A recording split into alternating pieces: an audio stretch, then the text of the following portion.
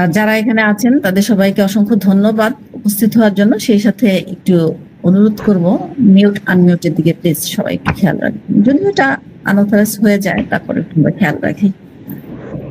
Sir কি শুনতে পাচ্ছেন আমাকে? যে আমরা মিউট করে দেই, মিউট করে দিলে তাহলে মনে হয় নয়েজ আসবে না, যেহেতু ক্লাস রেকর্ড থাকে। এখানে একটা অপশন আছে সকলকে মিউট করে দেওয়ার, এটা করলে ভালো হবে কিনা? জি স্যার, জি স্যার, ওটা করলে ভালো। অনেক সময় তো কিন্তু স্যার ইচ্ছাকৃত না, আসলে আনঅথরাইজ হয়ে যায় বিভিন্ন ভাবে, ওটা করলে ভালো হবে। العالمين والعاقبة للمتقين الصلاة والسلام على رسوله وعلى آله وأصحابه أجمعين। শিক্ষা, চিকিৎসা, গবেষণা ও মানব কল্যাণ এ নিয়োজিত হোমিওপ্যাথিক ডক্টরস পয়েন্ট কর্তৃক আয়োজিত উন্মুক্ত ক্লাস। আজকে ক্লাসের আলোচ্য বিষয় comparative study of important follicular remedies part 29। এই বিষয়ে আলোচনা করার জন্য যে আল্লাহ সুবহানাহু ওয়া তাআলা আমাকে আপনাদের সাথে যুক্ত হওয়ার তৌফিক দান করেছেন, সেই মহান রাজা রাজ মহান আল্লাহ রাব্বুল আলামিনের নিকট শুকরিয়া আদায় করি। সকলে বলি আলহামদুলিল্লাহ। সাথে সাথে স্মরণ করি মানবতার মুক্তির দিশারি হযরত মুহাম্মদ সাল্লাল্লাহু আলাইহি সাল্লামকে, এবং আরো স্মরণ করি মুহাম্মদ স্যামুয়েল হ্যানিম্যানকে। এবং গুড মর্নিং ক্লাসে আজকে যারা যুক্ত হয়েছেন সকলকেই সকালের শুভেচ্ছা জানাই এবং হৃদয়ের গভীর থেকে সালাম জানাই। আসসালামু আলাইকুম ওয়া রাহমাতুল্লাহ। আশা করি আপনারা সকলেই ভালো আছেন। আল্লাহ আপনার কৃপায় আলহামদুলিল্লাহ আমি ভালো আছি। ইতিপূর্বে আমরা 28টি পর্ব শুনেছি, আজ 29তম পর্ব। তো আজকে যে পলিক্রিয়াস যে 3টি রেমেডি থাকবে সেটা হলো কলোসিন, ব্রায়োনিয়া এবং ক্যালিকার্ব। কলোসিন, ব্রায়োনিয়া এবং ক্যালিকার্বের সোর্স এবং প্রভাব আমরা একটু জেনে নেই, এরপরে অ্যালফাবেটিক্যালি আমরা আদ্যপন্ত আলোচনা করার চেষ্টা করব ইনশাআল্লাহ। কলোসিনের প্রভাব মুহাম্মদ স্যামুয়েল হ্যানিম্যান, ব্রায়োনিয়ার প্রভাবও মুহাম্মদ স্যামুয়েল হ্যানিম্যান, এবং ক্যালিকার্বের প্রভাবও কিন্তু মুহাম্মদ স্যামুয়েল হ্যানিম্যান। অর্থাৎ এই 3টি রেমেডি মুহাম্মদ স্যামুয়েল হ্যানিম্যান। তো এই 3টি রেমেডির উৎস একটু আমরা জানতে চাই। কলোসিন এটা ভেষজ, ব্রায়োনিয়া অ্যালবামও ভেষজ থেকে আসছে, কিন্তু ক্যালিকার্ব খনিজ থেকে আসছে, মিনারেল কিংডম থেকে। তাহলে আমরা সোর্স জানলাম, প্রভাব জানলাম। একটু অ্যাডিশনাল নোট একটু দিতে চাই। ব্রায়োনিয়া, কলোসিন এবং ক্যালিকার্বের আমরা জানি যে কলোসিন নার্ভের উপরে এবং ডাইজেস্টিভ সিস্টেমের উপরে বেশ ভালো, আর ব্রায়োনিয়া মিউকাস মেমব্রেইনের উপরে খুব চমৎকার কাজ করে, অন্যান্য অর্গানের উপরে কাজ করবে। ক্যালিকার্ব লাংসের উপরে, ডাইজেস্টিভ সিস্টেমের উপরে, আরো অনেক জায়গায় এর এরিয়া আছে। এখন এই 3টি রেমেডির alphabetically positional factors, etiological factors, ailments from কি সেটা একটু আমরা জানার চেষ্টা করি। আমরা এই থেকে যদি শুরু করি, এই অ্যাঙ্গার কলোসিনের বিষয়ে আমরা আগেও আলোচনা করেছি। কলোসিন, কোস্টিকাম, কলোসিন এবং স্টেরিসেগ্রিয়া, এই অল্টারনেটিং যে রেমেডি রিলেশনশিপ, এটা ইতিপূর্বে আলোচনা করেছি, কিন্তু আজকে কলোসিন, ব্রায়োনিয়া এবং ক্যালিকারের সম্পর্কটা কি? কলোসিন্থের থেকে কিন্তু ব্রায়োনিয়া একটু গভীর ক্রিয়াশীল মেডিসিন, আবার ব্রায়োনিয়া থেকে আরো বেশি গভীর ক্রিয়াশীল মেডিসিন কিন্তু ক্যালিকার, এবং একে অপরের সাথে অনুপ্রূপ পরিপূরক সম্পর্ক। যখন কলোসিন ব্যর্থ হয় তখন ব্রায়োনিয়ার সিমটম তৈরি হলে ব্রায়োনিয়া বাকি যে কাজগুলো সম্পাদন করে। ব্রায়োনিয়া যদিও গভীর ক্রিয়াশীল, কিন্তু ক্যালিকার্বের তুলনায় কম গভীর ক্রিয়াশীল। এবং এর আগেও আমি আলোচনা করেছি যে ক্যালি জাতীয় যত রেমেডি আছে, ক্যালিকার্ব বলেন, ক্যালিবাই বলেন, অর্থাৎ ক্যালি গ্রুপের যত রেমেডি আছে, প্রত্যেকটি রেমেডি অনেক গভীর ক্রিয়াশীল এবং লাইকোপোডিয়াম সহ। এই জন্য সুনির্বাচিত যদি হয়ে থাকে, সিমিলিমাম হয়ে থাকে, তাহলে মেডিসিনাল অ্যাগ্রাভেশন ছাড়া ক্রিয়া করবে না। লাইকোপোডিয়াম সহ ক্যালি গ্রুপের যত রেমেডি আছে, এটা সিমিলিমাম হলে মেডিসিনাল অ্যাগ্রাভেশন হবেই। এই ক্ষেত্রে অনেক পেশেন্ট ধৈর্য ধারণ করতে পারেন না, আমাদের থেকে চলে যান। Anyway, come to the point. আমরা তাহলে অ্যাঙ্গার, রাগ চাপা পড়ার ফলে কোনো মনোযন্ত্রণা, মনোকষ্ট চাপা পড়ার ফলে যদি তার পেটে ব্যথা বেদনা দেখা দেয়,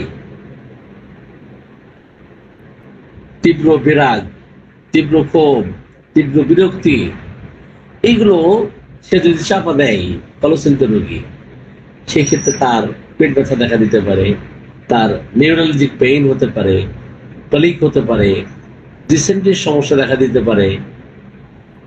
এই ক্ষেত্রে কলোসিন্থের কিন্তু জড়ি নাই। এই ক্ষেত্রে কি কলোসিন্থের জড়ি নাই? ব্রায়োনিয়া রোগীও কিন্তু রাগ দেখাই, বিশেষ করে যখন সে অসুস্থ হয়, তখন সে একা থাকতে চাই, খিটখিটে মেজাজ প্রকাশ করে, নিরিবিলি একাকী থাকতে চাই, যাকে কেউ বিরক্ত করুক এটা সে চায় না। অসুস্থ অবস্থায়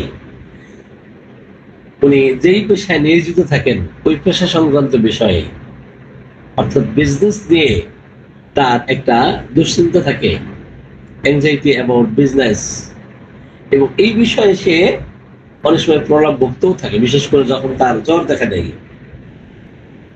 জ্বর অবস্থায় সে ভুল বকতে থাকে। কি ধরনের ভুল বকে? উনি যেই পেশায় নিয়োজিত আছেন, যদি উকিল হয় তাহলে আসামি সংক্রান্ত বিষয়ে, অথবা বিচারিক যে কার্যক্রম, এই সমস্ত বিষয়ে কোর্টের সাথে যারা সম্পৃক্ত, তো এই সমস্ত বিষয়ে তারা প্রলাপ বক্তে থাকবে। যদি স্কুল টিচার হয়, স্টুডেন্ট নিয়ে, তার স্টুডেন্টদের কিভাবে পড়াবে এই সংক্রান্ত বিষয়ে তাহলে ভুল বকতে থাকবে। যদি সে ডক্টর হয়, জ্বর অবস্থায় সে রোগী নিয়ে কথা বলতে থাকবে। অর্থাৎ ব্রায়োনিয়া রোগী যেই পেশায় নিয়োজিত থাকেন, ওই পেশা সংক্রান্ত বিষয়ে, বৈষয়িক বিষয়ে জ্বরের মধ্যে ভুল বকতে থাকে। সেক্ষেত্রে আমরা ব্রায়োনিয়াকে চিন্তা করব। আমরা ক্যালিকারকে চিন্তা করব যে এ থেকে অ্যাঙ্গারের কথা বলতেছিলাম, indignation, modification, vexation, anger, ailments from suppressed emotion। তাহলে তার আবেগ চাপা পড়ার ফলে দেখা যাবে সে দুশ্চিন্তা আছে, তার ডাইজেস্টিভ ডিস্টারবেন্স তৈরি হয়েছে। এই ক্ষেত্রে আমরা ক্যালিকারের কথা চিন্তা করব। আমরা এই থেকে ailments from anxiety positional factors, physiological factors নিয়ে আমরা কথা বলতেছি। এই থেকে অ্যাংজাইটি আর ওরি, কলোসিসের রোগীদের মধ্যে অ্যাংজাইটি অ্যাবাউট হেলথ, তার স্বাস্থ্য নিয়ে দুশ্চিন্তা, উৎকণ্ঠা, উদ্বিগ্নতা, বিশেষ করে যখন তার পেট ব্যথা দেখা দেয়, যখন তার পেটের ব্যথা দেখা দেয়, অর্থাৎ ব্যথা সংক্রান্ত বিষয়ে, স্পেশালি ডিউরিং পেইনস, ব্যথা সংক্রান্ত বিষয়ে বিশেষ করে তার দুশ্চিন্তা, উৎকণ্ঠা, উদ্বিগ্নতা থাকে। সেই ক্ষেত্রে আমরা কলসিসের কথা চিন্তা করব। আর ব্রায়না রোগীর দারিদ্র্যের কষাঘাতে জর্জরিত হয়ে তাকে দিনাতিপাত করতে হবে। Anxiety about business, anxiety about physical complaints, anxiety or worry about business, fear of poverty, anxiety with physical complaints, তার শারীরিক সমস্যা, এটা নিয়ে দুশ্চিন্তা, সে গরিব হয়ে যাবে, সে প্রলাপ বকতে থাকবে, আমি মনে হয় গরিব হয়ে যাব, অথবা তার একটা ডেলিউশন, একটা হ্যালুসিনেশন, ইমাজিনেশন, আমরা দেখি যে সে গরিব হয়ে যাওয়ার ভয় তার মধ্যে থাকে, fear of poverty. Anxiety about business, বৈশ্বিক বিষয়ে, ব্যবসা সংক্রান্ত বিষয়ে তার দুশ্চিন্তা থাকে। এমন অবস্থায় আমরা ব্রায়নার কথা চিন্তা করব। অন দ্য আদার হ্যান্ড, অপরপক্ষে ক্যালিকার্পের পেশেন্টদেরকে আমরা দেখব যে স্ট্রং কজেশন যদি দেখা যায় যে অ্যালমিস ফ্রম অ্যাংজাইটি অ্যাবাউট ফ্যামিলি, তার পরিবার নিয়ে সে দুশ্চিন্তা করতেছে, আপনি অনেক রোগী পাবেন।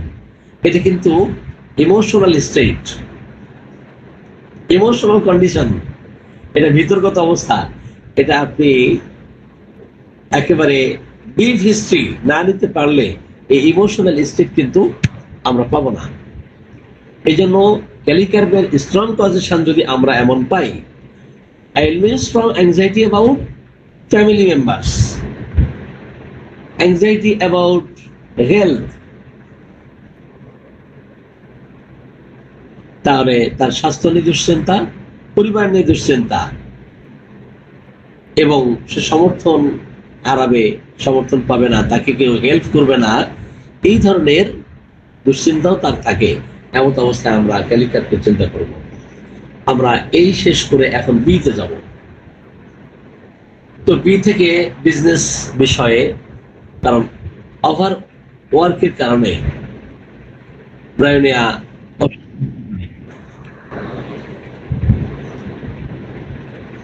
ailments from business, ailments from overwork, ailments from mental strain,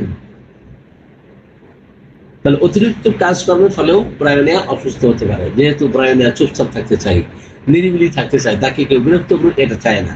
এমন অবস্থা আমরা ব্রায়োনিয়ার কথা আমরা চিন্তা করব।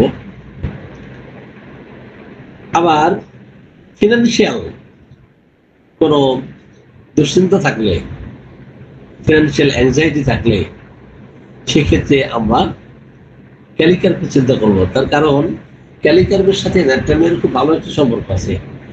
ইগনিশিয়ার অনুপ্রয়োগ, ইগনিশিয়ার কমপ্লিমেন্টারি, ইগনিশিয়ার ফলোরয়েল রেমেডি কিন্তু ন্যাট্রামিয়ার।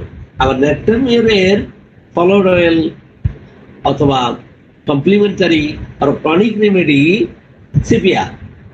আবার ন্যাট্রামিয়ারের সাথে কিন্তু ক্যালিকারের খুব ভালো সম্পর্ক আছে।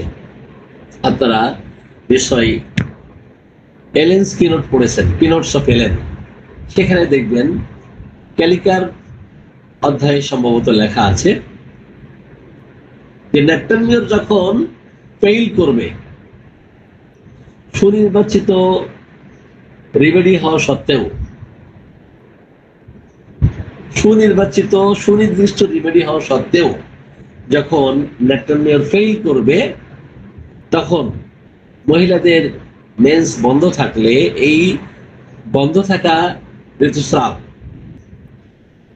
ক্যালিকার্প কিন্তু ফিরিয়ে আনবে। এটা হ্যানিম্যানের কথা। তাহলে ন্যাট্রামিয়ারের সাথে ক্যালিকার্পের খুব ভালো সম্পর্ক আছে।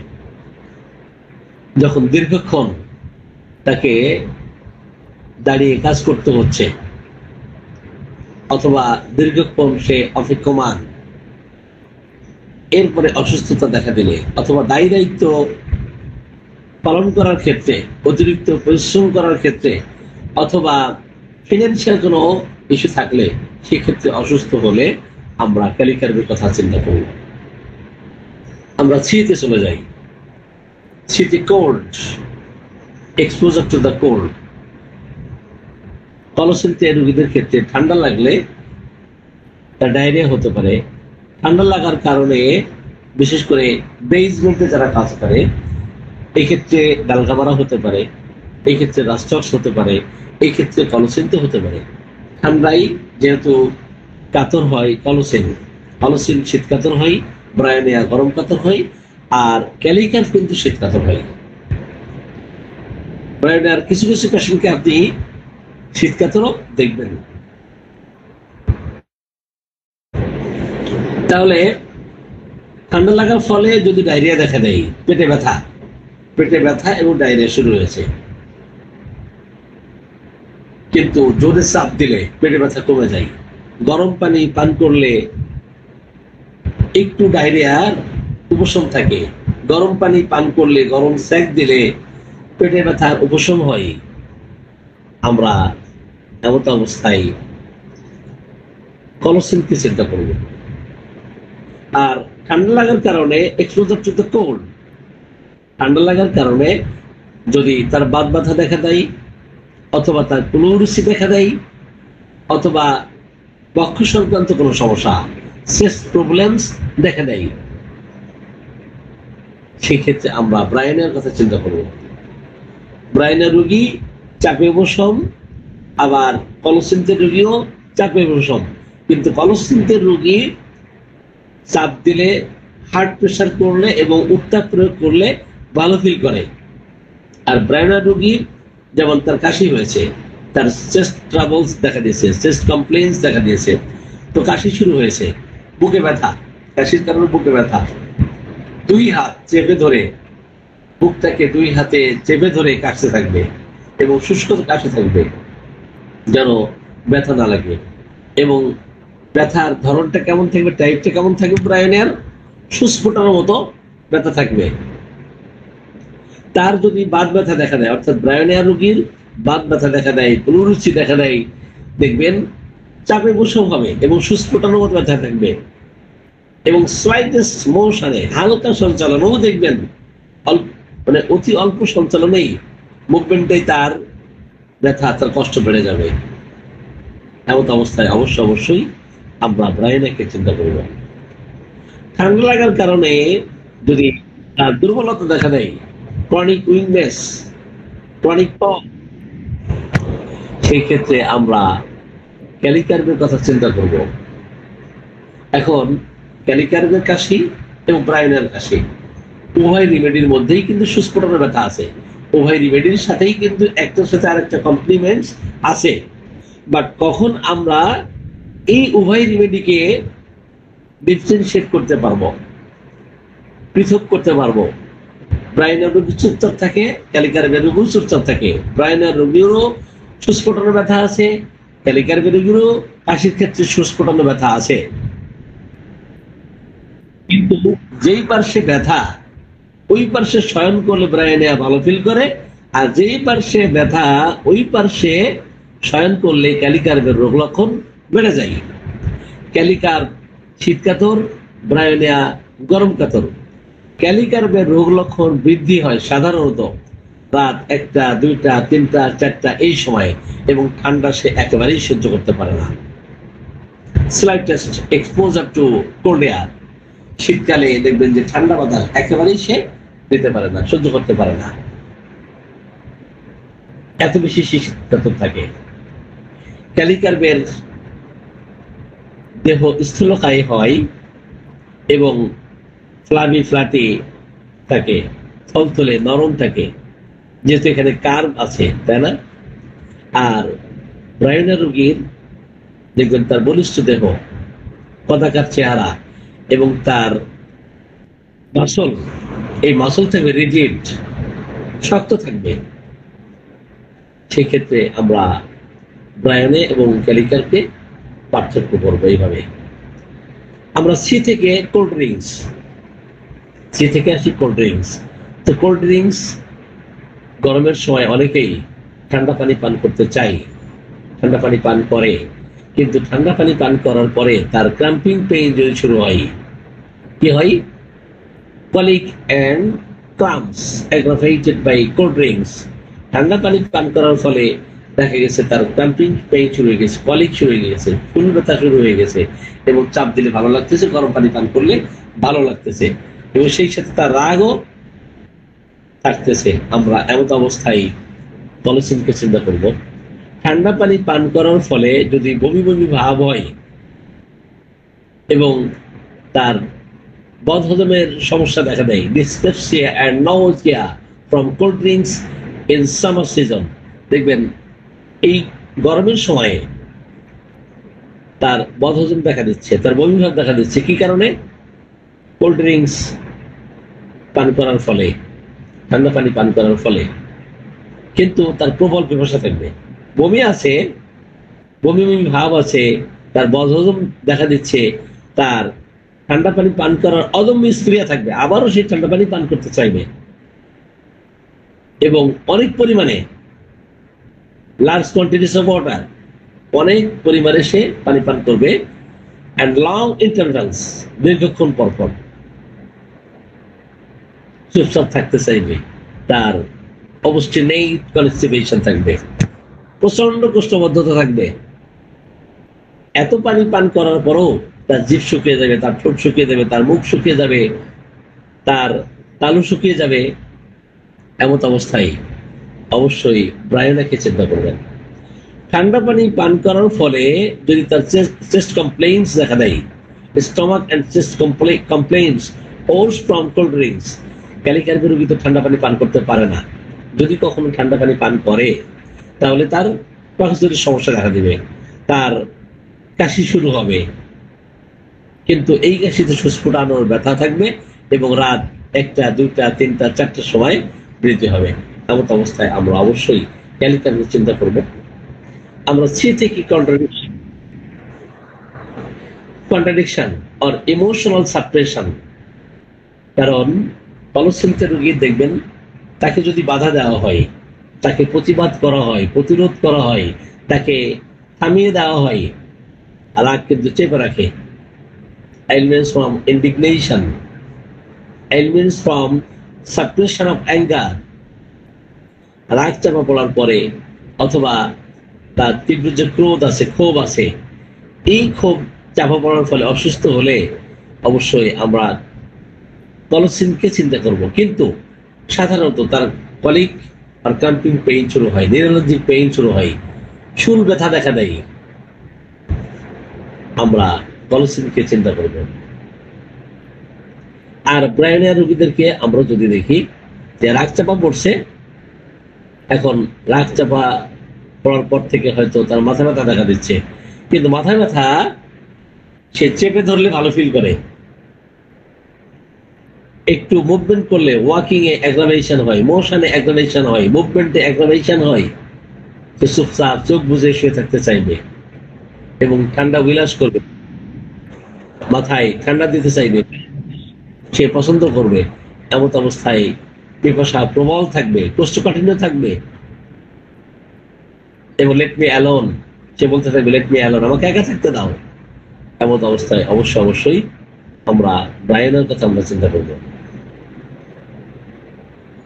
যদি ইমোশনাল সাপ্রেশনের পর থেকে বিশেষ করে তার তীব্র দুঃখ আছে, তার তীব্র কষ্ট আছে, মনোযাতনা আছে, রাগ চাপা আছে, তার দুশ্চিন্তা আছে, উৎকণ্ঠা উদ্বিগ্নতা আছে, এগুলো চাপা পড়ার পর যদি সে অসুস্থ হয়ে যায়, এমন অবস্থায় আমরা ক্যালিকারকে চিন্তা করব। ক্যালিকার এই ক্ষেত্রে খুব ভালো কার্যকরী একটি মেডিসিন। আমরা ডিতে চলে যাই। আমরা ছিলাম কিন্তু পজিশনাল ফ্যাক্টরসে, ailments from or etiological ফ্যাক্টরসে। এখন ডিতে চলে যায়। ডি থেকে ড্যাম্প ওয়েদার, আর্দ্র আবহাওয়া, স্বেচ্ছাতে আবহাওয়া, হিউমিডিটি, ড্যাম্প ওয়েদারে যদি অসুস্থতা দেখা দেয় সেক্ষেত্রে কলসিন্স হতে পারে। ড্যাম্প ওয়েদারে স্যাঁতসেঁতে আবহাওয়াতে তার বাত ব্যথা দেখা দিলে অথবা তার বক্ষ সংক্রান্ত কোনো সমস্যা দেখা দিলে, যেমন এই যে এখন কখনো বৃষ্টি হচ্ছে কখনো গরম, পর্যায়ক্রমিক যে আবহাওয়া, যে এই গরম এই বৃষ্টি, তাহলে এই ক্ষেত্রে ডাল কামারা যেমন কাজ করে অনুরূপভাবে আমরা ব্রায়নাকেও চিন্তা করতে পারি। তো ব্রায়নার সিমটম আলাদা থাকবে, ডাল কামারার সিমটম আলাদা থাকবে। তো ডাল কামারার লক্ষণ এমন থাকবে, ব্রায়োনিয়া এবং রাস্টক্সের মধ্যবর্তী রিমেডি কিন্তু ডাল কামারা। আমরা ভালো করে খেয়াল করি, কিছু সিমটম পাবেন ডাল কামারার মধ্যে যে রাস্টক্সের সিমটম পাবেন, কিছু সিমটম পাবেন ব্রায়োনিয়ার সিমটম পাবেন। তাহলে কেন এই ঘটনা ঘটে? যেহেতু দিনের বেলায় প্রচন্ড গরম, আর গরম তো ব্রায়োনিয়া সহ্য করতেই পারে না, আর রাতের বেলায় যদি বৃষ্টি হয় তাহলে বৃষ্টির সাথে সম্পর্ক রোগের যে সৃষ্টি সেখানে রাস্টক্স এর ক্ষেত্র তৈরি হয়। তাহলে দিনের বেলায় ব্রায়োনিয়ার ক্ষেত্র তৈরি হচ্ছে, আর রাত্রে বেলায় তৈরি হচ্ছে রাস্টক্সের ক্ষেত্র। অর্থাৎ রাস্টক্স এবং ব্রায়োনিয়ার মাঝখানে থাকতেছে ডাল কামারা।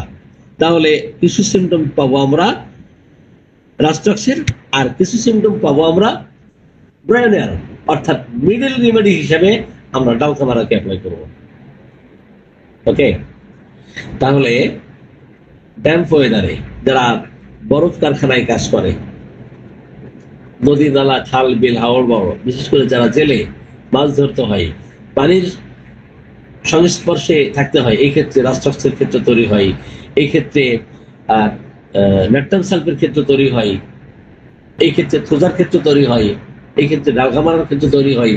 যে যখন সে মাছ ধরতেছে পানির মধ্যে নামতেছে, কিন্তু যখন সে আবার এই পানি থেকে উঠে আসতেছে, তীব্র রোদ, প্রখর রোদ, এমন অবস্থায় এই যে তীব্র রোদ বা গরম, অপর দিকে পানিতে নামা, এই ক্ষেত্রে ডাল কামারার ক্ষেত্র তৈরি হতে পারে।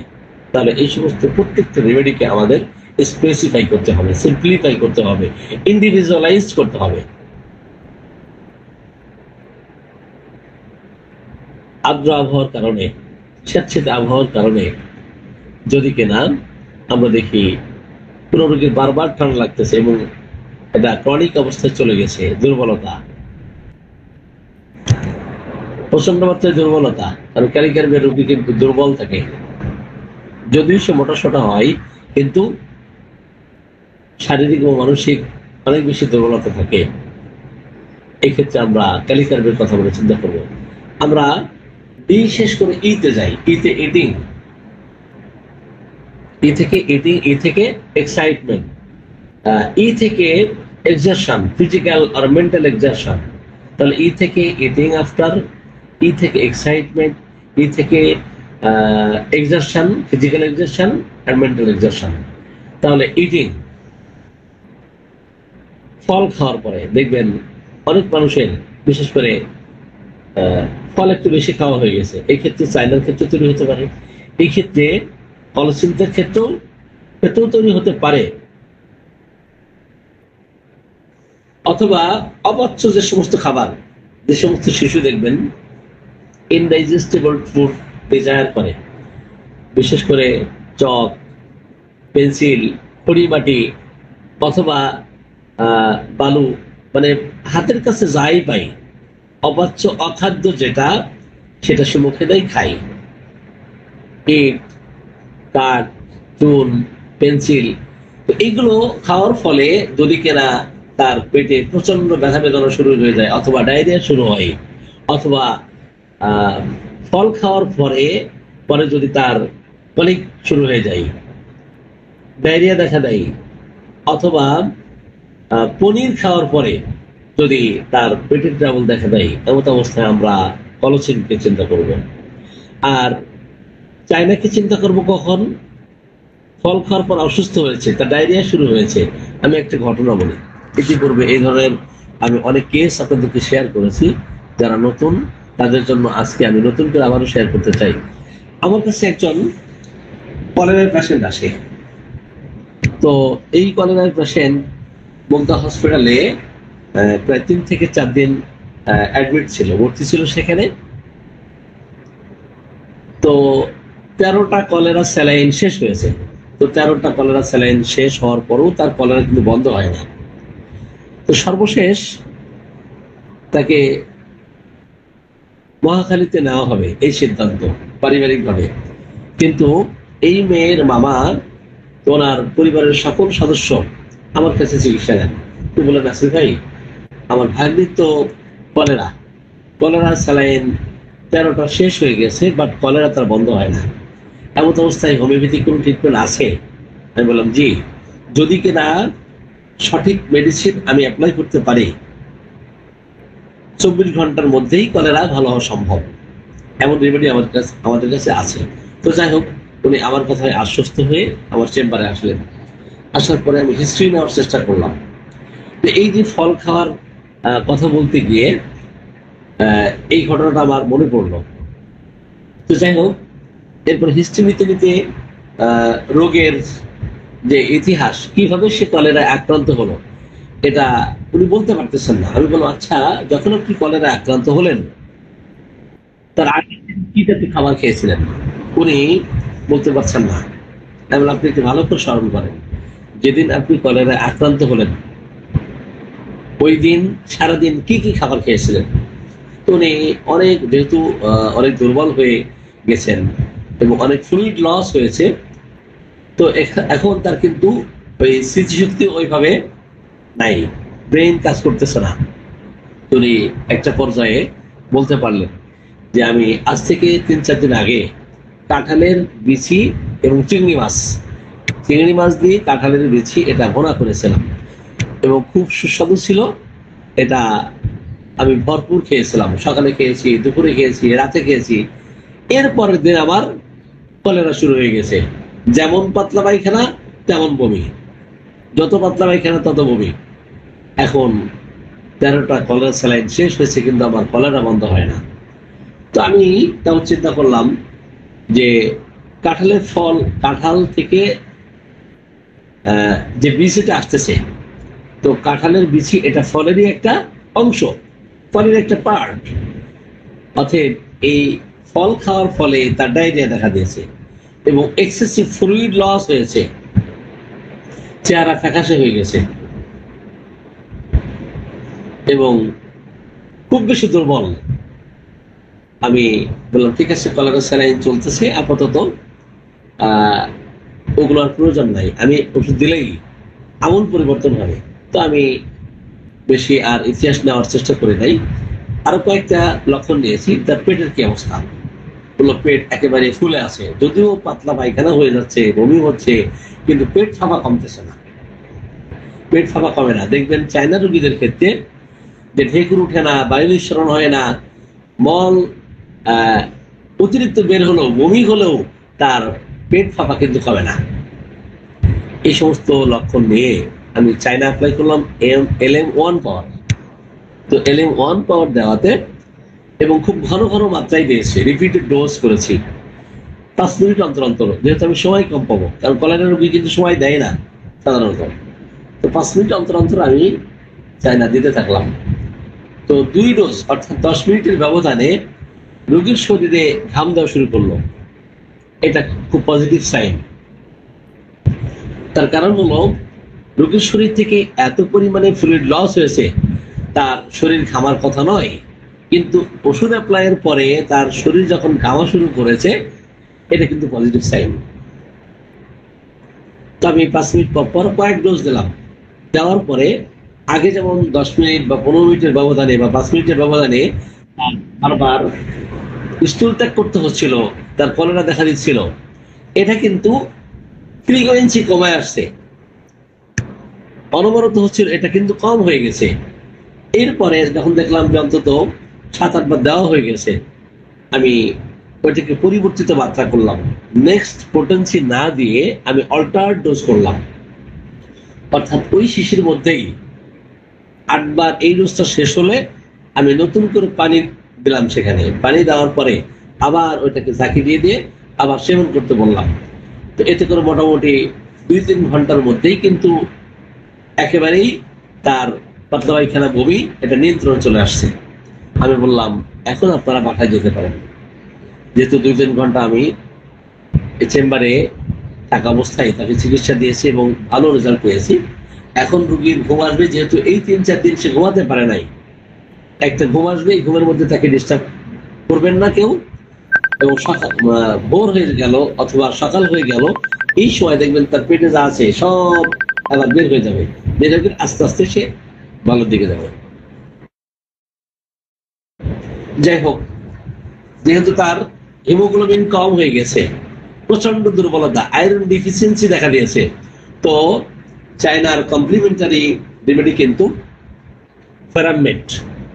ফেরামেটের রোগী মোটা হওয়া সত্ত্বেও দেখবেন ফ্যাকাশে দেখতে, তো চায়নার পরবর্তী রেমেডি তাকে ফেরামেট দেওয়াতে কমপ্লিটলি কেয়ার করতে সক্ষম হয়েছিল, আলহামদুলিল্লাহ।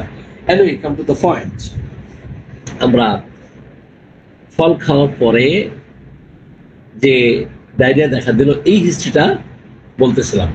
আমরা কলসিনদের পেশেন্টদের ক্ষেত্রেও যখন দেখব ফল খাওয়ার পরে তার পেটে চুল ব্যথা দেখা দিয়েছে, অথবা পনির খাওয়ার পরে তার ডায়রিয়া দেখা দিয়েছে, অথবা ইনডাইজেস্টেবল ফুড,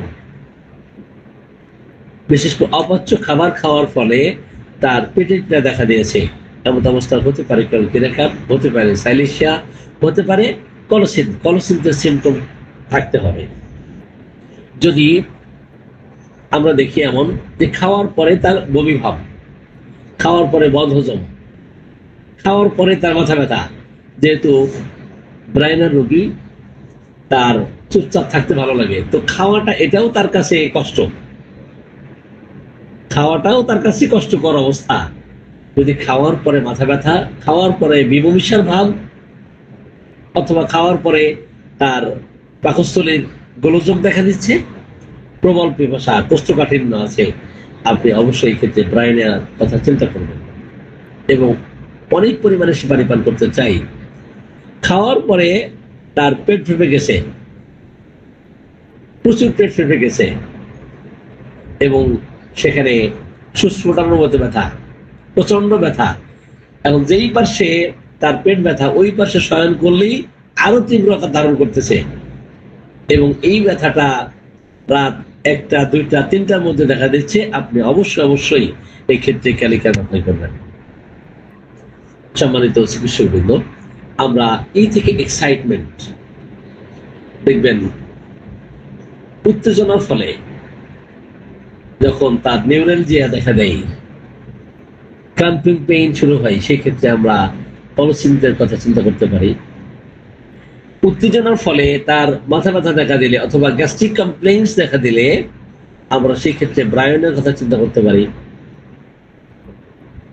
দীর্ঘদিন প্রলং এক্সাইটমেন্ট অথবা মেন্টাল স্ট্রেস এর ফলে কোনো অসুস্থতা দেখা দিলে, ন্যাট্রামিয়ার ফেইল করলে সেক্ষেত্রে ক্যালিকার্বো চমৎকার রেমেডি হতে পারে। আমরা এই থেকে এক্সারশন, ফিজিক্যাল এক্সারশন, ব্রাইনার রোগীর ক্ষেত্রে আমরা এটা জানি যে শারীরিক পরিশ্রম করতে গেলেই তার ব্যথা বেদনা শুরু হয়ে যায়। শারীরিক পরিশ্রম করতে গেলেই দেখবেন তার প্রচন্ড কষ্ট হচ্ছে, সেই ক্ষেত্রে আমরা ব্রাইনের কথা চিন্তা করব। শারীরিক পরিশ্রম করতে গেলে দুর্বলতা দেখা দিলে অথবা ব্যাক সাইডে পেইন করলে, পরিশ্রম করতে যাচ্ছে ক্যালিকার কিন্তু ব্যাক সাইডে পেইন হয়েছে এবং সেই পেইনটা স্ট্রেচিং পেইন হবে। কি পেইন হবে? সুস্ফুটানোর মতো ব্যথা হবে। আক্রান্ত স্থানে গরম দিলে ভালো ফিল করবে ক্যালিকান, আর আক্রান্ত স্থানে চাপ দিলে এবং ঠান্ডা প্রয়োগ করলে ভালো ফিল করবে ব্রায়োনে। আবার কিছু পেশেন্ট পাবেন ব্রায়োনে আর গরম দিলেও সে ভালো ফিল করে। আর ক্লাম্পিং পেইন শুরু হলে গরম দিলে ভালো ফিল করবে কলসিন। এরপরে আসে আমরা এইচ থেকে হিট অফ সান, অর্থাৎ সূর্যের যে উত্তাপ, আগুনের উত্তাপে কোন কোন রেমেডির মধ্যে কি কি লক্ষণ থাকে আমরা একটু সেদিকে যাই। যেমন কলসিন এরা শীতকাতর হওয়া সত্ত্বেও গরমের মধ্যে যদি তাদের ডায়রিয়া দেখা দেয়, কলিক পেইন শুরু হয়, সেক্ষেত্রে কলসিন হতে পারে। গরমের মধ্যে গরমে ঘোরাফেরা করছে, এরপরে তার নাক থেকে রক্ত পড়া শুরু হয়ে গেছে, কি হয়েছে? এপিস্টেক্সিয়াস, ব্লিডিং ফ্রম দ্য নোজ। গরমের কারণে, গরম আবহাওয়ার কারণে তার বাত ব্যথা দেখা দিলে, যদি সুস্ফোটনের মতো ব্যথা হয়, সেক্ষেত্রে আমরা ব্রায়োনিয়ার কথা চিন্তা করব। গরমের কারণে নাক থেকে রক্ত পড়তেছে, একটু হাঁটলেই, একটু হাসি দিলেই, একটু কাশি দিলেই, অর্থাৎ স্লাইটেস্ট মোশনে, মুভমেন্টে তার নাক থেকে রক্তস্রাব আসতেছে, আপনি অবশ্যই এই ক্ষেত্রে ব্রায়োনি অ্যাপ্লাই করবেন। আর শীতকাতর যেহেতু ক্যালিকার, কিন্তু গরম আবহাওয়াতে তার অবসাদগ্রস্ততা এবং দুর্বলতা দেখা দেয়, সেক্ষেত্রে আমরা ক্যালিকারের কথা বলে চিন্তা করব। আমরা আয়ে আসি। আয় থেকে ইনজুরি বা ট্রমা, যেমন ব্রাইনার রোগীর যদি পা মুচকিয়ে যায়, এখন পা মুচকিয়ে গেলে এক্ষেত্রে রেমেডি পাবেন না। অনেকগুলো রেমেডির মধ্যে ব্রায়োনিয়া কিন্তু অন্যতম একটা রেমেডি। গোড়ালি মচকে গেছে, পা মচকে গেছে, এখন আক্রান্তের চাপ দিলে ভালো লাগে, গরম দিলে ভালো লাগে, একটু চলাফেরা করতে চায় না, চলাফেরা করতে পারে না, হালকা একটু হাঁটলেই, চলাফেরা করলেই তার ব্যথা বেদনা শুরু হয়ে যায়, আপনি অবশ্যই এখানে ব্রায়োনিয়ার কথা চিন্তা করবো। আমরা ইনজুরি মানেই আর্নিকার কথা চিন্তা করি, আমরা ইনজুরি মানেই মাথায় আঘাত লাগছে, হাইপেরিকাম মেথনসালফের কথা চিন্তা করি, আমরা ইনজুরি মানেই লেডামের কথা চিন্তা করি, ইনজুরি মানেই কথা চিন্তা করি না। এইভাবে দেওয়ার সুযোগ নাই। কোন জায়গায় আঘাত লাগতেছে এবং কোন ওষুধের সিমটম তার মধ্যে পরিলক্ষিত হচ্ছে, এটা মোস্ট ইম্পর্টেন্ট। তাহলে ইনজুরি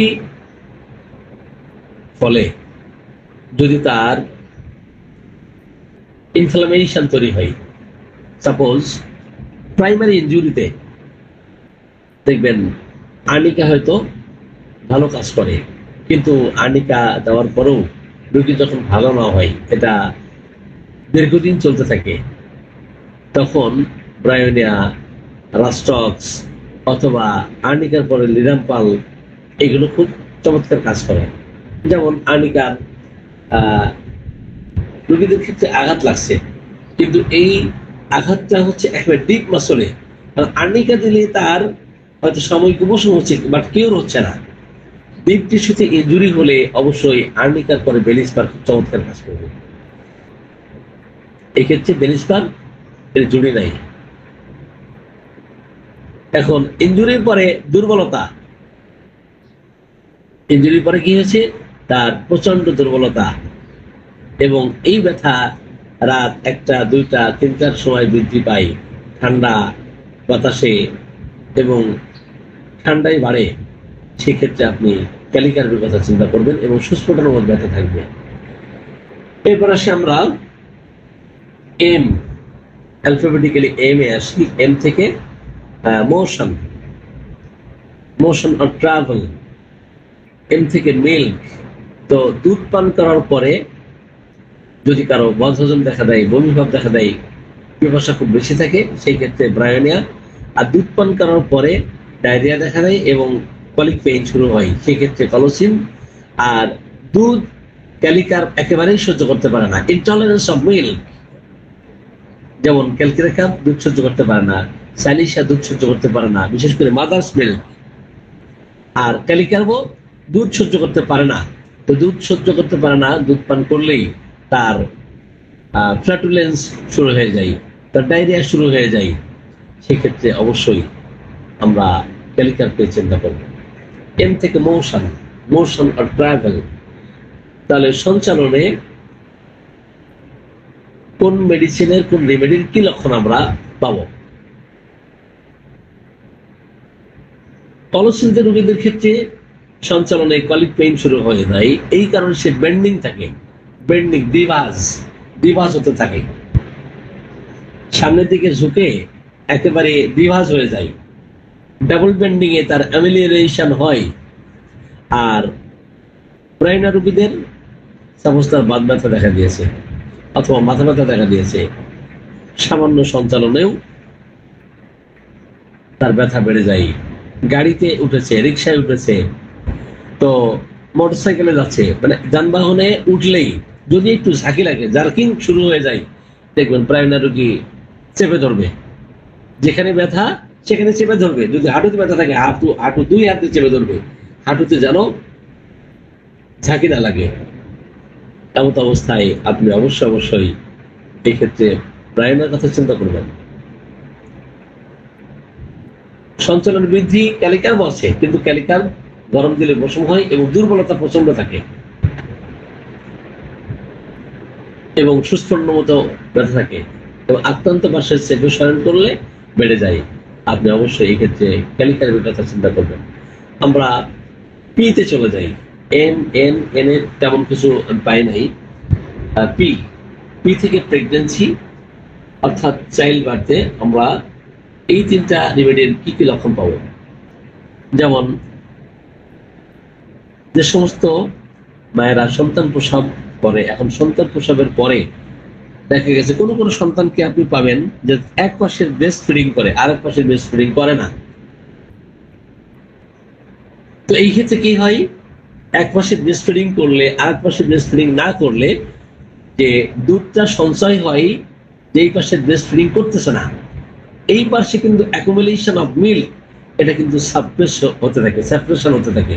এবং সাপ্রেশন হওয়ার ফলে তখন দেখবেন গ্রামে গঞ্জে মহিলারা বলতে থাকে দুধ জ্বর দেখা দিয়েছে। আসলে এটা দুধ জ্বর বলতে এটা ম্যাস্টাইটিস, এটাকে মেডিকেল টার্মসে আমরা যখন এটা দেখব ম্যাস্টাইটিস। তো mastitis means inflammation of the ম্যামে।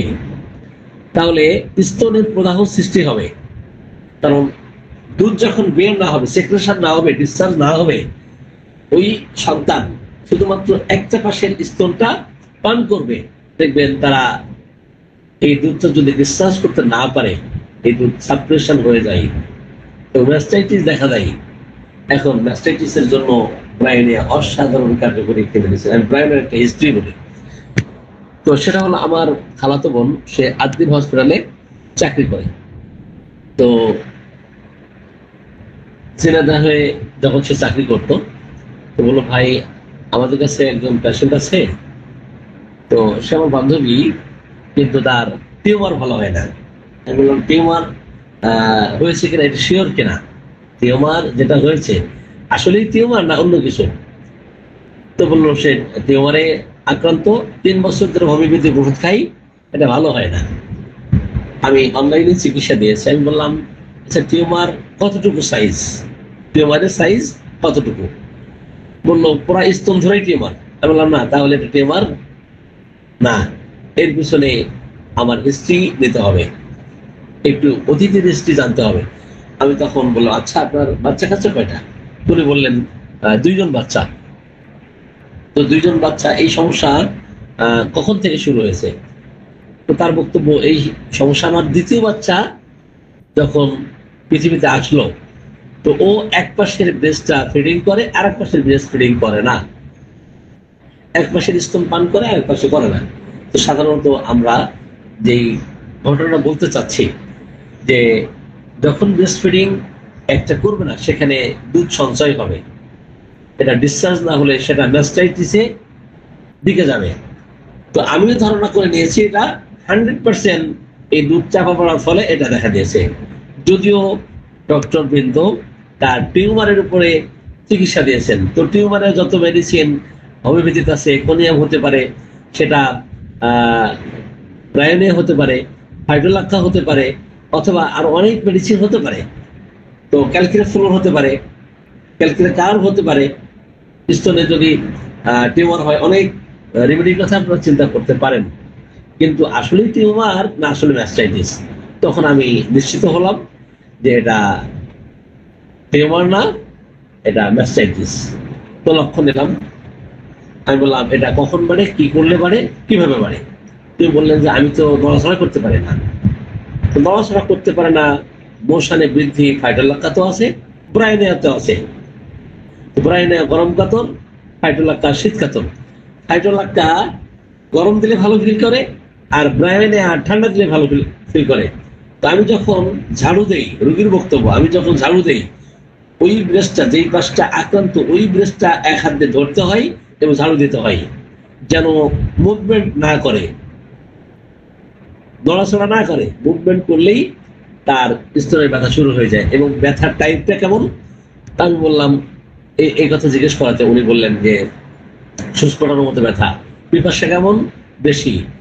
পায়খানার কি অবস্থা, তো কোষ্ঠকাঠিন্য। আমার তখন আর বুঝতে বাকি নাই, আক্রান্ত স্থানে কি দিলে ভালো লাগে, ঠান্ডা দিলে ভালো লাগে, কোনো চাপ দিলে ভালো লাগে, চেপে ধরে রাখলে ভালো লাগে। আমি বললাম এটা টিউমার না, এটা হলো ম্যাস্টাইটিস, অতএব এটা ভালো হয়ে যাবে। তা আমি ওষুধ দিয়েছি প্রায় M23। তো 1 সপ্তাহের মধ্যে রোগীর বক্তব্য যে এই 3 বছর ওষুধ খেয়ে তার কিন্তু কাজ হয় নাই, অর্থাৎ 1 সপ্তাহের মধ্যেই এই ম্যাস্টাইটিস কিন্তু সে ভালো হয়ে গেছে। আমি বললাম তারপরে আপনি কন্টিনিউ করেন। তো মাসখানেক চিকিৎসা নিয়ে কমপ্লিটলি তাকে কিউর করতে সক্ষম হয়েছি, আলহামদুলিল্লাহ। যাই হোক, তো আমাদের অবজারভেশন পাওয়ারটা বাড়াতে হবে যে আসলে সমস্যাটা কোথায়, কি কারণে সৃষ্টি হচ্ছে, পজিশন।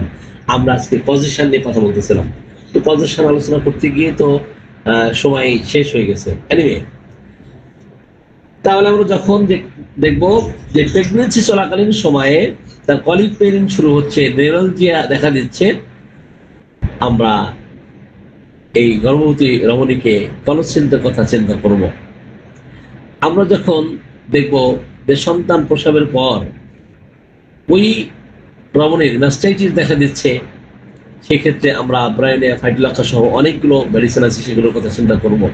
প্রেগনেন্সি চলাকালীন সময়ে যদি তার বাত ব্যথা দেখা দেয়, প্রেগনেন্সি চলাকালীন সময়ে যদি তার পুনরুষ্টি দেখা দেয়, আমি পুনরুষ্টির একটা হিস্ট্রি বলি।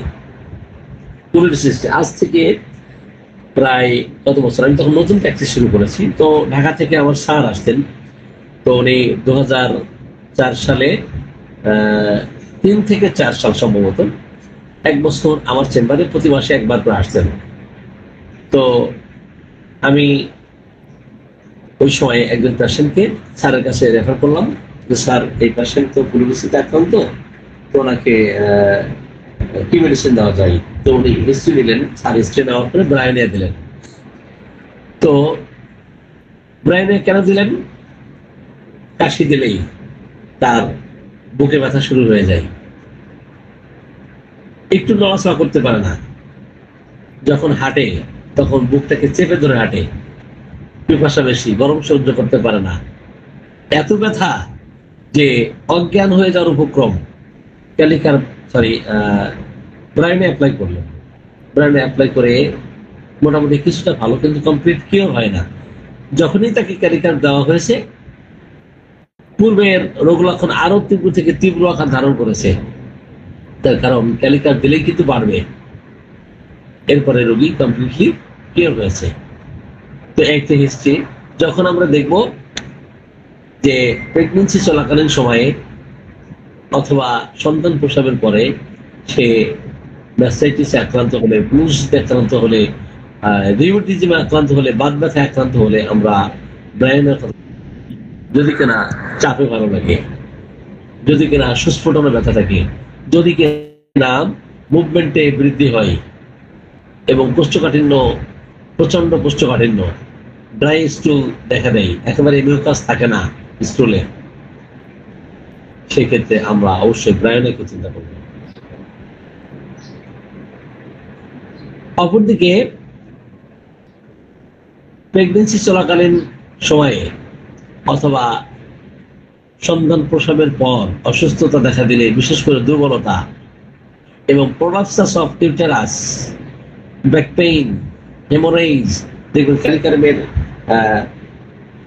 দীর্ঘদিন স্রাব থাকে, বন্ধ হতে চায় না, অর্থাৎ প্রলাপসাস অফ ইউটেরাস, সন্তান প্রসবের পর তার জরায়ু বের হয়ে আসে, ব্যাক পেইন হয়, এই ব্যাক পেইন সুস্ফোটার মধ্যে ব্যথা হয়, দুর্বলতা, প্রচন্ড দুর্বলতা, তাহলে সেক্ষেত্রে আমরা ক্যালিকারের কথা আমরা চিন্তা করতে পারি। শুধুমাত্র সিপি একমাত্র মেডিসিন নয় প্রলাপসাস অফ ইউটেরাসের ক্ষেত্রে। এখন আসি আমরা এস থেকে সাপ্রেশন। তো এরাপশন সাপ্রেশন হলে তো ডিসচার্জ সাপ্রেশন হলে, ইমোশন সাপ্রেশন হলে, এই তিনটা রেমেডির ক্ষেত্রে আমরা কি কি লক্ষণ পেতে পারি। যেমন আমি আরেকটা হিস্ট্রি বলি। হিস্ট্রিটা হলো করোনাকালীন সময়ে তার ঠান্ডা, কাশি, জ্বর। এখন লকডাউন, এই লকডাউনে উনি ডক্টরের কাছে যেতে পারতেছেন না। তখন মোটামুটি ওষুধপত্র নেওয়ার জন্য কিছু সাইকেল অথবা মোটরসাইকেল এইভাবে চলে, কিন্তু আইডি কার্ড তার থাকতে হয়। তাই বলে যে করোনাকালীন সময় আপনিও আসতে পারতেছেন না, ওষুধ পাঠানো খুব দুষ্কর। তো আপনি ইতিপূর্বে কি ওষুধ খেয়েছেন? তো অ্যালোপ্যাথিক ওষুধ 5-7 দিন চলতেছে। এই 4-5 দিন 6 দিনে তার কাশি, জ্বর, শ্বাসকষ্ট এটা ভালো হচ্ছে না। তার ভয় হচ্ছে যে আমার করোনা হয়েছে। তো ওই সময় তো একে অপরের কাছে আসলে যেতে চায় না, যদি ঠান্ডা, কাশি, জ্বর শুরু হয়ে যায়। তাই বললাম, তো অ্যালোপ্যাথিক ওষুধ খাচ্ছেন তো কি উপশম বা ভালো দিকে যাচ্ছে না? উনি বললেন যে না, ভালো হচ্ছে না। আপনার র্যাপিড অ্যাকশন কোনো মেডিসিন আছে কিনা? উনি বললেন ঠিক এইভাবেই যে র্যাপিড অ্যাকশন কোনো মেডিসিন আছে কিনা। আমি বললাম র্যাপিড অ্যাকশন মেডিসিন তো অ্যালোপ্যাথিক ওষুধ খাচ্ছেন, তো সেটাকে শেষ করেন। ও শেষ করে তারপর হোমিওপ্যাথিতে আসেন। বলে না, আপনি র্যাপিড অ্যাকশন মেডিসিন থাকলে দেন। আচ্ছা না, আমার কাছে র্যাপিড অ্যাকশন মেডিসিন নাই, আপনি আগে র্যাপিড অ্যাকশন মেডিসিন শেষ করেন, তারপর আমি অ্যালোপ্যাথিতে ব্যর্থ হলে তখন আমি দেখবো। তোর না, আপনি তাড়াতাড়ি ওষুধ পাঠাবো। তো আমি ওষুধ পাঠালাম। ওষুধ পাঠানোতে তো লক্ষণ ছিল কি? শুষ্ক কাশি, প্রচন্ড শ্বাসকষ্ট। শুষ্ক কাশি, প্রচন্ড শ্বাসকষ্ট। কাশি দিলেই বুকে ধরে কাশতে হয়। কোষ্ঠবদ্ধতা এবং পানি ছাড়া, সেই সাথে জ্বর আছে, পানি ছাড়া সকল খাবার তার কাছে তেতা লাগতেছে। শুধুমাত্র পানি পান করলেই তিতা ভাব তার একটু উপশম হচ্ছে। এই ক্ষেত্রে দেখবেন ব্রায়োনিয়া এবং সরিনাম দুইটা রেমেডি আছে। ব্রায়োনিয়া এবং সরিনাম দুইটা রেমেডি কমপ্লিট রেপার্টরিতে দেখবেন, দুটাই সম্ভবত ফার্স্ট গ্রেড রেমেডি। তো সরিনাম শীতকাতর, ব্রায়োনিয়া গরম কাতর। আর পিপাসা বেশি, পায়খানা, কোষ্ঠকাঠিন্য, কাশতে গেলে বুকে চেপে ধরে কাশতে হচ্ছে এবং শ্বাসকষ্ট দেখা দিচ্ছে। একটু ওয়াশরুমে নড়াচড়া করতে গেলেই, ওয়াশরুমে গেলে, হাঁটলেই তার কষ্ট বেড়ে যাচ্ছে। আমি হুবহু ব্রায়োনিয়া লক্ষণকে ব্রায়োনিয়া অ্যাপ্লাই করলাম। তো 24 থেকে 48 ঘন্টার মধ্যে জ্বর নাই, কাশি নাই, শ্বাসকষ্ট নাই। এখন অনেক আপনাদের হয়তো কোশ্চেন হতে পারে যে এত দ্রুত তাহলে রেসপন্স কিভাবে করলো? রেসপন্স করেছে, কেসটা ছিল অ্যাকিউট। কি ছিল কেসটা? অ্যাকিউট ছিল। কারণ অ্যাকিউট ডিজিজের ক্ষেত্রে খুব দ্রুত রেসপন্স করে। ক্রনিক ডিজিজের ক্ষেত্রে যদি কিনা দ্রুত রেসপন্স করে কোনো রেমেডি, তাহলে ধরে নিতে হবে ওই রেমেডি তাকে সাপ্রেস করেছে।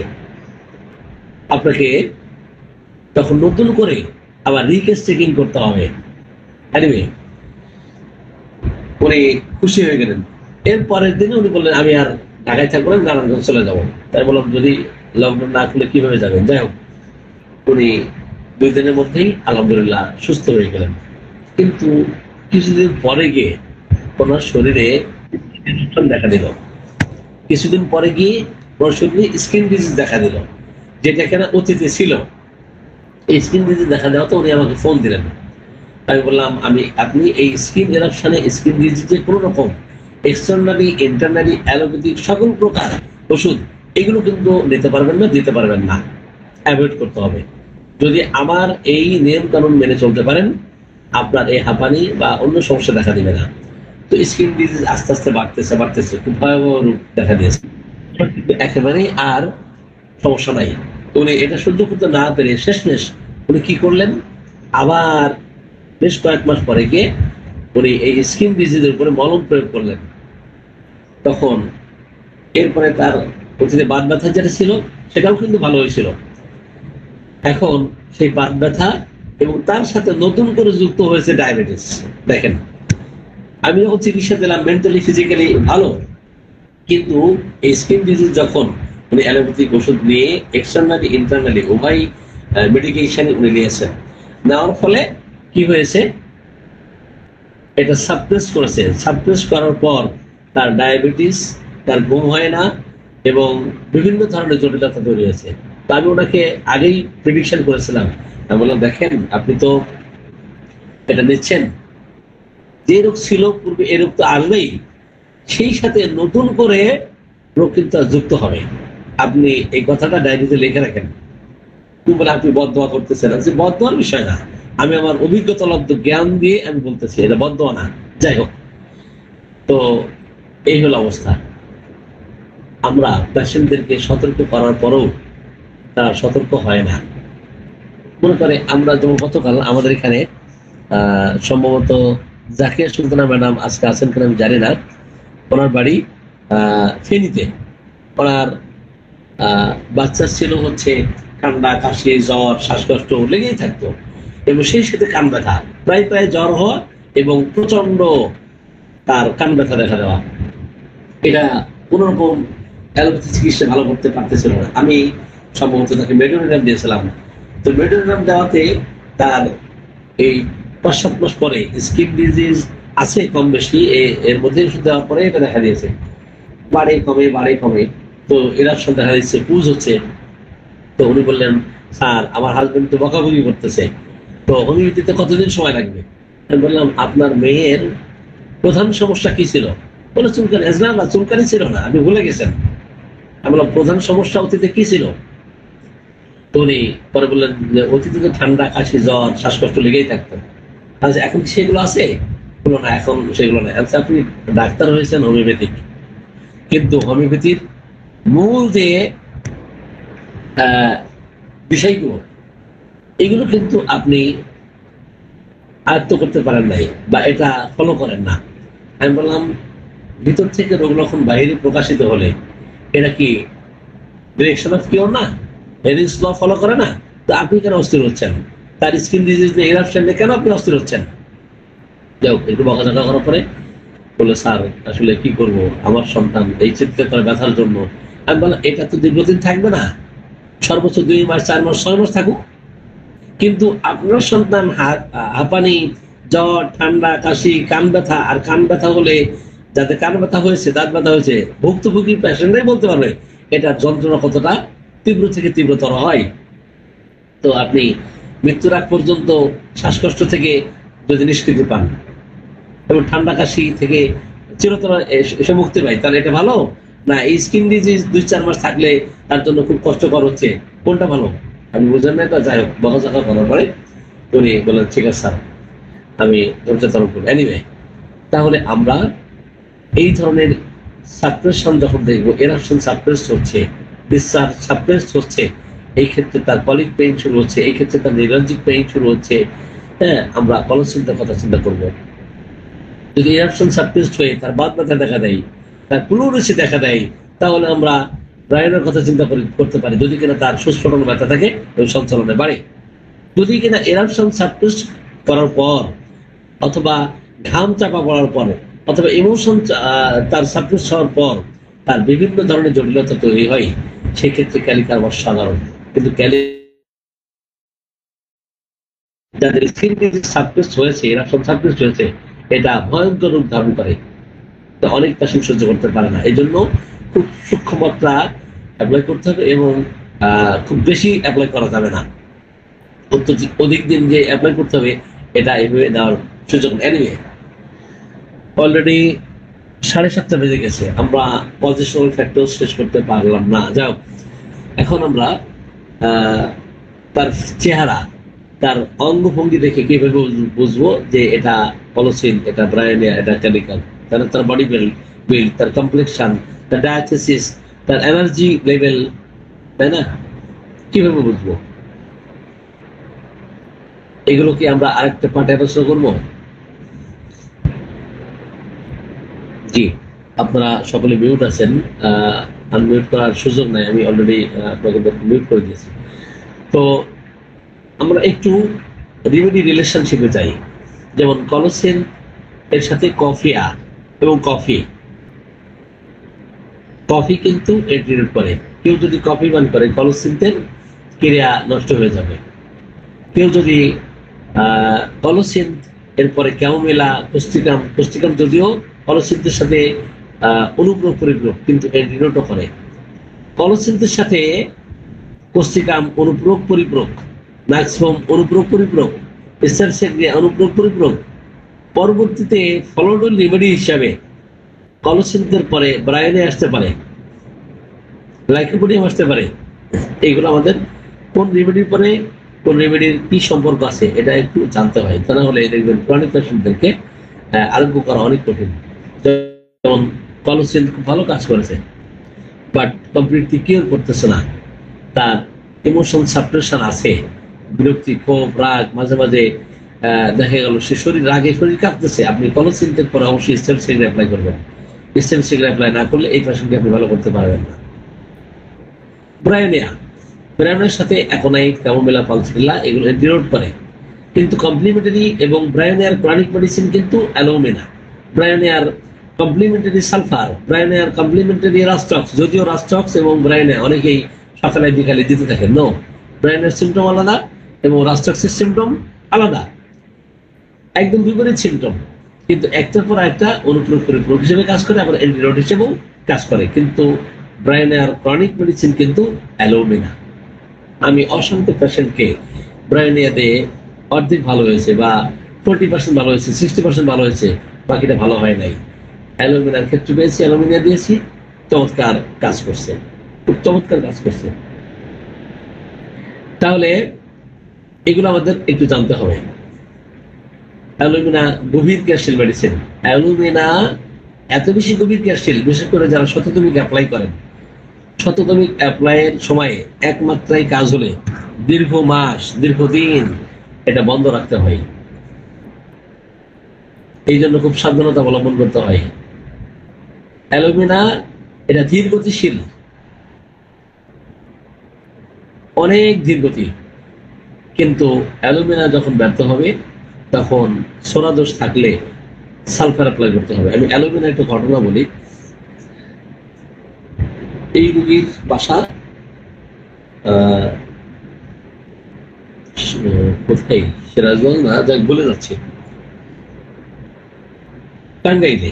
টাঙ্গাইল তো বাচ্চার পায়খানা 4 দিন 5 দিন 6 দিন 10 দিন বাচ্চার পায়খানা হয় না, বেগও আসে না।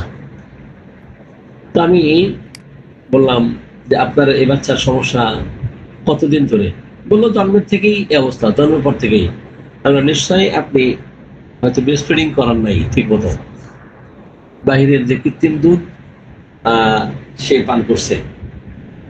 বলে জি স্যার, আমার বাচ্চা ভূমিষ্ঠের পরে 1-2 মাস পরে সে আর দুধ পায় না, এরপর বাজারে যে সমস্ত কৃত্রিম দুধ এগুলো খাওয়াতে থাকি, এর মধ্যে তার কোষ্ঠকাঠিন্য দূর হয় না। আমি বলি আমাদের খুব চমৎকার মেডিসিন আছে, এটা দিলে ওর পায়খানা প্রতিদিনই হবে। তো ঠিক আছে, পাঠান তাহলে ওষুধ। তো আমি অ্যালুমিনা সিলেকশন করলাম, অ্যালুমিনা 2, 3, 4 1 মাসের মেডিসিন দিয়ে মোটামুটি 1 মাসের মধ্যে এটা চেঞ্জ। কিন্তু পরবর্তী মাসে দেখা গেছে তো মাঝে মাঝে একটু কোষ্ঠকাঠিন্যের সমস্যা দেখা দিচ্ছে। তো অ্যালুমিনার কমপ্লিমেন্টারি যখন সালফার অ্যাপ্লাই করলাম, কমপ্লিটলি কিওর হয়ে গেল। তাহলে রেমেডির সাথে রিলেশনশিপ কোনটা এটা আমাদের জানা দরকার। তাহলে আমরা ক্যালিকার্বের সাথে সম্পর্ক, ক্যালিকার্বের সাথে অ্যান্টিডোট করে ক্যামফোর, কফিয়া, নাইট্রিক অ্যাসিড এগুলো অ্যান্টিডোট করে। কিন্তু কমপ্লিমেন্টারি মেডিসিন কার্বোভেন্স, কমপ্লিমেন্টারি মেডিসিন ক্যালিকার্বের ফসফরাস, ক্যালিকার্বের কমপ্লিমেন্টারি লাইকোপোডিয়াম, ক্যালিকার্বের কমপ্লিমেন্টারি সিপিয়া, একটার সাথে আরেকটা কি সম্পর্ক আছে সেটা আমাদের জানতে হয়। ঠিক আছে, ক্যালিকার্ব যেহেতু গভীর ক্যালসিয়াম মেডিসিন, দেখবেন যে কার্বোভেজ অ্যাপ্লাই করেছেন, কার্বোভেজের সাথে ক্যালিকার্বের এত নিবিড় সম্পর্ক, ক্রনিক ডিজিজের ক্ষেত্রে একে অপরের সাথে খুব চমৎকার কাজ করে। আমি একটা ঘটনা বলি, এই ঘটনা আগে বলেছি, যেহেতু আমরা অনেক আলোচনা করেছি, মাঝে মাঝে কেস তুলে ধরলে তখন এটা মনে থাকবে বেশি। আমার এক পেশেন্ট, উনি দীর্ঘ 2 যুগ ধরে হাঁপানিতে ভুগতেছেন। তো উনি হাঁপানি থেকে মুক্তি পাচ্ছেন না। আমি বললাম আমাদের চিকিৎসায় আপনি অন্তত 2 বছর চিকিৎসা নিলে ভালো হয়ে যাবেন। তা আমি সর্বপ্রথম তাকে সোলিনাম অ্যাপ্লাই করেছিলাম। অতীতে তার প্রচন্ড স্কিন এরাপশন ছিল, স্কিন ডিজিজ ছিল, সেটা সাপ্রেসড করেছিল অ্যালোপ্যাথিক চিকিৎসায়। সোলিনাম দেওয়ার 1 সপ্তাহের মধ্যেই প্রচন্ড মাত্রায় তার শরীরে স্কিন ডিজিজ দেখা দিল এবং চুলের গোড়া থেকে পায়ের নখ পর্যন্ত এটা আস্তে আস্তে আস্তে আস্তে আস্তে এটা বৃদ্ধি হতে হতে সমস্ত শরীরে কোথাও বাদ নাই। এখন কিন্তু হাঁপানি তার আর নাই, হাঁপানি নাই, কিন্তু এই স্কিন ডিজিজের জন্য তার হাজবেন্ড, সমাজের লোকজন তাকে যাচ্ছে তাকে বলতেছে, তুমি এই তোমার শরীর তো বসে গেছে, তুমি কেন হোমিওপ্যাথি চিকিৎসা নিচ্ছ? আমি বললাম, শাহিদা আপা, আপনি কারো কথা শুনবেন না, যেহেতু আপনি হাঁপানি থেকে কমপ্লিটলি কিওর হয়েছেন, এই স্কিন ডিজিজ একসময় চলে যাবে, আপনি স্কিন ডিজিজে অয়েন্টমেন্ট দিয়েন না প্লিজ। তো উনি এই স্কিন ডিজিজের তীব্রতা সহ্য করতে না পেরে 2-3 মাস পরে উনি আমার চিকিৎসা ত্যাগ করে অন্য হোমিও একজন চিকিৎসকের কাছে গেছেন। যাওয়ার পর সেখানে কয়েক পদের ওষুধ দেওয়াতে স্কিন ডিজিজ কমে গেছে। এর মধ্যে 2-3 মাস যোগাযোগ নাই। আমি উইলিলি ফোন দিলাম, তো তার এখন বয়স চলতেছে প্রায় কত 55-52-53। তো আমার কাছে দীর্ঘদিন চিকিৎসা নিয়েছেন, কিন্তু নিয়ম পালন করতে পারেন না এইভাবে। যাই হোক, তো 3 মাস পরে আমি উইলিলি ফোন দিলাম, বললাম, আপা আপনার কি অবস্থা? বললো, ভাই আমি ভালো নাই। কেন? আমার আবার দেখা দিচ্ছে তীব্র আকার, তো আমি আপনার কাছে আসবো। তাহলে আমি তো আপনাকে চিকিৎসা করবো না, আপনি আসলো আমি চিকিৎসা দিব না আপনাকে। বললো, না আমি আর ভুল করবো না, আমি চর্মরোগের মলম দিব না। না, আপনাকে কমিটমেন্ট করতে হবে, কমিটমেন্ট করে যদি চিকিৎসা নিতে পারেন চিকিৎসা করবো, আদালতে চিকিৎসা দিব না। তো বললো, আমি আর কখনোই মলম দিব না। ওকে, আমি আবার চিকিৎসা শুরু করলাম। তো তখন সোরিনামের সিমটম ছিল না, তখন সম্ভবত কার্বোভেজের সিমটম ছিল। তো কার্বোভেজ অ্যাপ্লাই করলাম, কার্বোভেজ 1, 2, 3, 4, 5। তো এটা অ্যাপ্লাই করতে করতে একটা পর্যায়ে বেশ কিছু পাওয়ার দিয়েছি, এখন আর ওষুধে কাজ করে না। এখন এই হাঁপানি বৃদ্ধি, রাত 1টা 2টা এই সময়ে তাকে উঠে বসে থাকতে হয়, হ্যাঁ, শুইতে পারে না। এই সময় উঠে বসে থাকতে হয়, সে শুইতে পারে না। আমি এরপরে ঠান্ডা সে সহ্য করতে পারে না, এবং সুস্ফোটন অনুভূত ব্যথা, প্রচন্ড শ্বাসকষ্ট, একটু শুইলেই শ্বাসকষ্ট বেড়ে যায়, কিন্তু খাড়া হয়ে একটু বসলে ভালো ফিল করে। আমি ক্যালিক্যাপ অ্যাপ্লাই করলাম। তো ক্যালিক্যাপ অ্যাপ্লাই করাতে স্কিন ডিজিজ বেড়েছে, বাট পূর্বের মতো কিন্তু ফিরে আসে নাই। দেখেন, স্কিন ডিজিজ বাড়ছে, বাট পূর্বের মতো ফিরে আসে নাই। হাঁপানিও আছে, স্কিন ডিজিজ আছে, এইভাবে চলতেছে। যেহেতু দীর্ঘ 2 যুগ ধরে সে সাফার করতেছে, আমি ক্যালিক্যাপ কয়েকটা পর এক্সটেন্ড করাতে মোটামুটি ভালো দেখে এর মধ্যে উনি কি করলেন, আরেকটা অনেক করছেন, অবস্টেকল টু কিওর, আরোগ্যের পথে যে বাধা, anything stands in the way, যে ব্যারিয়ার সৃষ্টি করে, বাধা সৃষ্টি করে আরোগ্যের পথে, এমন অনেক পেশেন্ট পাবেন যে হয় খাদ্যদ্রব্যের কারণে, অথবা তার লাইফস্টাইল চেঞ্জের কারণে, অথবা এই এক্সটার্নালি ইন্টারনালি অ্যালোপ্যাথিক মেডিসিন পাশাপাশি নেওয়া, অথবা এই যে করোনার সময় অনেকেই ভ্যাকসিন নিয়েছেন। আমি ওনাকে বললাম, আপনি যেহেতু হাঁপানিতে আক্রান্ত, আপনি কোনো প্রকার ভ্যাকসিন নিতে পারবেন না, ভ্যাকসিন নিলেই কিন্তু আপনি বিপদে পড়বেন, ভ্যাকসিন নেবেন না, যেহেতু এর আগে অনিয়ম করেছেন। উনি আমার কথা শুনেন নাই, যেহেতু হাঁপানি একটু কম, স্কিন ডিজিজ আছে, ওনার ভাই পরামর্শ দিয়েছেন, তুমি ভ্যাকসিন না নিলে তুমি কি বাইরে বের হতে পারবা, সরকার তোমাকে বাইরে বের হতে দিবে, বিভিন্ন ভয়ভীতি দেখিয়ে ভ্যাকসিন নিল। ভ্যাকসিন নেওয়ার পর উনি 1 সপ্তাহের মধ্যে আবারও হাঁপানিতে আক্রান্ত, এত বেশি তীব্র আকার ধারণ করছে। তো এরপরে উনি আমার চেম্বারে আসছেন, ওনার বান্ধবী ওনাকে সাথে রিক্সায় করে নিয়ে আসছেন, এবং চেহারা একেবারে ফ্যাকাশে হয়ে গেছে, শরীর থেকে ঘাম বের হচ্ছে এবং হেমাঙ্গ অবস্থা। আমি বললাম যে আপনি নিশ্চয়ই কোনো অনিয়ম করেছেন, অনিয়ম না করলে আপনার এই হাঁপানি রিকারেন্ট হওয়ার কথা নয়, অবশ্যই অনিয়ম করেছেন। না ভাই, আমি অনিয়ম করে নাই। আচ্ছা, অনিয়ম না করলে এটা দেখা দিবে না, আপনি কি অনিয়ম করেছেন সেটা মনে করেন। ওনার বান্ধবী বললেন, ডাক্তার সাহেব, উনি যে 1 সপ্তাহ আগে ভ্যাকসিন নিয়েছেন, 1 সপ্তাহ আগে উনি ভ্যাকসিন নিয়েছেন, আপনি নিষেধ করছেন না ভ্যাকসিন নিতে, উনি শুনেন নাই, ওনার ভাই পরামর্শ দিয়েছে, আপনাকে না জানিয়ে উনি ভ্যাকসিন নিয়েছেন। আমি বললাম যে আপনি বললেন যে অনিয়ম করেন নাই, এখন তাহলে এটা কোথা থেকে বের হলো? যাই হোক, তো যেহেতু অনেক অসুস্থ, বকাঝকা করলাম না। আমি দেখলাম যে তার শ্বাস প্রশ্বাস ঠান্ডা, ঘাম আসতেছে প্রচুর। এখন ওই সময় সরি আমি একটু ভুল বলতেছি মনে হয়, তো থুজা অ্যাপ্লাই করেছিলাম। তো থুজা অ্যাপ্লাই করে আশানুরূপ রেজাল্ট হলো না, উনি পরের দিন আবার আসলেন। তো আমি নতুন করে আবার টেস্টিং করলাম। টেস্টিং করে দেখা গেছে তার শরীর থেকে ঘাম আসছে, ঠান্ডা ঘাম, এবং ডান পাশে শয়ন করলে শ্বাসকষ্ট কম থাকে, এবং বাতাস করলে ভালো ফিল করে, বাতাস করলে ভালো ফিল করে, এবং বুকের মধ্যে এত বেশি কফ জমছে, তো হড় হড় হড় হড় শব্দ হচ্ছে, এটা সে বের করতে পারতেছে না। আমি এন্টিম প্লাট অ্যাপ্লাই করলাম।